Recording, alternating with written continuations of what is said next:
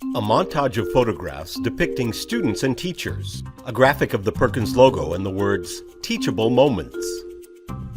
A title, The Tiny Seed by Carle, adapted by Connaughton. Hi, I'm Connaughton. I'm a teacher at Perkins School for the Blind in the Deaf-Blind program, and today I'm going to be talking about my adapted version of Carle's The Tiny Seed. Megan is seated at a table with her book on a slant board to her left.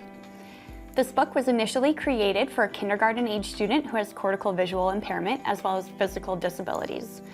The purpose of the story, in context for the student I created it for, is to work on early literacy skills, such as book handling, scanning from left to right, as well as maintaining visual attention and working on visually guided reach.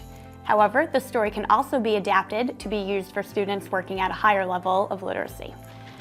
When working with the student I created the book for, I introduced each page, which has a simple black presentation, as well as a Mylar image of the main focus of each page.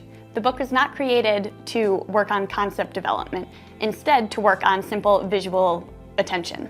For students who are working on higher levels of concepts, you can create duplicates of the pages to use for matching or for sequencing and later comprehension questions at the end of the story. To create this book, I initially went through and picked out the main concepts of each page and chose visual representation for each page. For instance, the first page of the story talks about a tiny seed being picked up and blown away by the wind. To represent this, I chose to use a silver Mylar cloud as well as streamers for a tactile adaptation. On a black background, we see a tactile graphic of a cloud and wind gusts created using silver Mylar. Each page of the story also contains a visual representation of the tiny seed, which is backed by red Mylar to help with visual tracking. A gold Mylar circle represents the sun. A string of small purple beads has been glued around the circle. Each page also contains a tactile element, which helps the student develop visually guided reach by allowing them to explore the page tactily and then attract their vision to it as well. For each page, I chose to use a simple black background and different colored Mylar paper.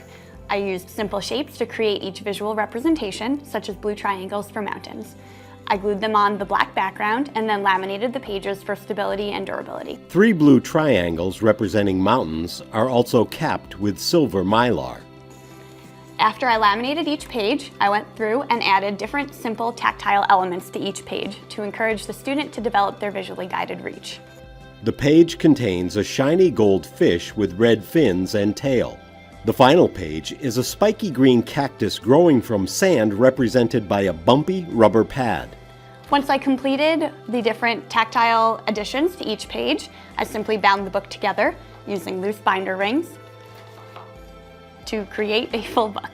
And that's today's teachable moment.